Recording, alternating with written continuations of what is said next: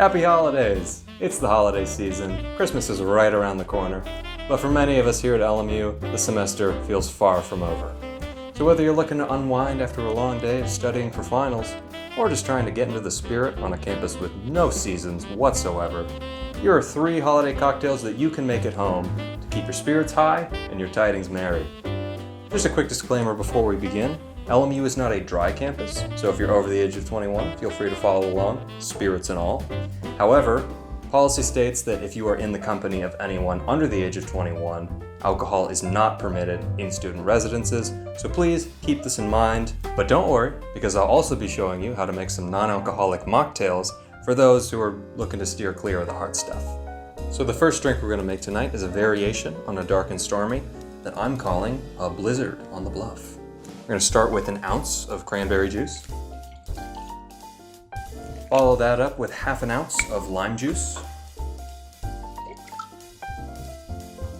Now if you want to make this into a mocktail, skip this step, but I'm going to add 1.5 ounces of rum of your choice. I'm using a Jamaican rum. Now just add some ice. And lastly, we're just going to top this up with some ginger beer. Eyeball in there, but that's probably 3 or 4 ounces. Stir to combine.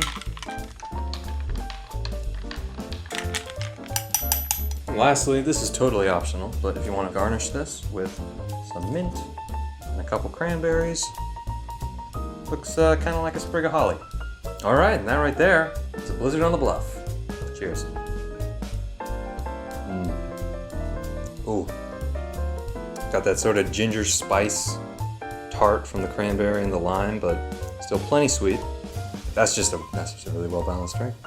And the nice thing is, this is simple enough to make and easy to scale up, so if you want to have guests over for the holidays, I promise that this will taste just as good out of a punch bowl or a red plastic solo cup, if that's your thing.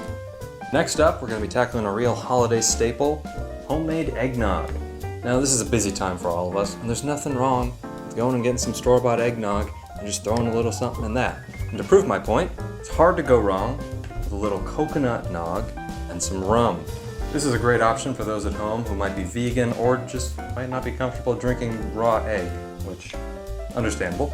So you're going to want to take 3 parts of your coconut nog, and to that you're going to add 1 part of rum.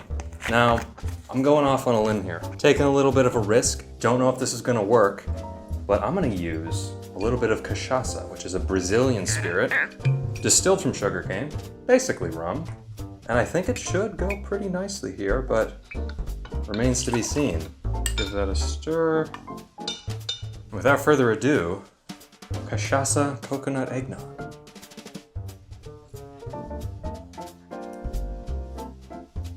Oh, wow. That is miraculous. No words. All right, but now what we came here for. Let's make some homemade nog. Now, a lot of eggnog recipes are gonna call for a blender, or we're gonna have you mix a lot by hand with a whisk. In this case, we're gonna use a cocktail shaker, but if either of those other 2 options are available to you, it'll work just as well. We're gonna start off with 1 ounce of simple syrup. In this case, I'm using Demerara syrup, which I made just by dissolving 2 parts Demerara sugar to 1 part water. Next, we're going to add 2 ounces of half and half, or any non-dairy creamer. And next up, 1 whole egg.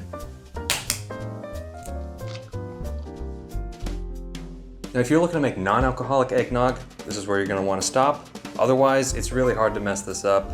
Really, whichever spirit you want to go with, rum, bourbon, brandy I know goes very well, gin, tequila, some people swear by.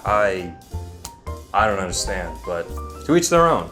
I'm gonna go with 2 ounces of bourbon. All right, now we're gonna wanna cap off our shaker, no ice in the tin, and hold this very tight because it wants to break apart and it wants to spill raw egg all over the room. Just be careful, and we're gonna dry shake. Now that's nice and frothed up, we're gonna add some ice. I'm throwing in 1 cracked cube and 1 whole cube. We're just gonna seal that back up, go for another shake.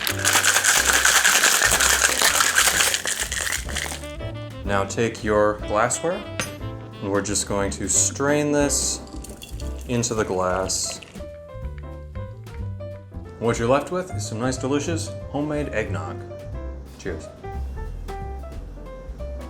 That is dangerously good. Pace yourself with these. Please drink responsibly. Man, that is unreal. But all right, let's move on. All right, and last but not least, I've been really looking forward to this one, hot buttered rum. So first off, we're just gonna temper our glass with a little bit of hot water. Pour that right out. Now we can get to work. You're gonna want 1 tablespoon of room temperature butter, a 1/4 teaspoon of cinnamon, about 1/8 teaspoon of ground allspice. Not too much of that, a little bit goes a long way. Now 1/4 teaspoon of vanilla extract, and a heaping tablespoon of brown sugar. In this case, I like brown sugar. It'll work just as fine. Next, you're gonna want your rums. I'm gonna use a split between 1 ounce of this lightly aged blended rum and 1 ounce of this Navy strength Jamaican rum. All right, now top that up with 4 ounces of hot water. And then we'll just stir to combine. All right, now to finish it off, I'm gonna optionally garnish with a cinnamon stick. And that is a nice mug of hot buttered rum. Cheers.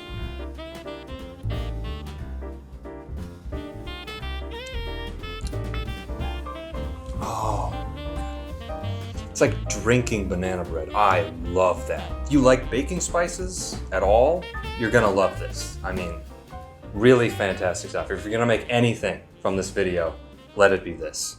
All right, that rounds out our list of drinks that you can make this winter. We made a blizzard on the Bluff, a wonderful variation on a dark and stormy, eggnog a couple different ways, and a delicious mug of hot buttered rum. Again, please drink responsibly this holiday season, and from all of us here at the Loyolan to you and yours, we hope that you have a wonderful holiday season and a happy new year.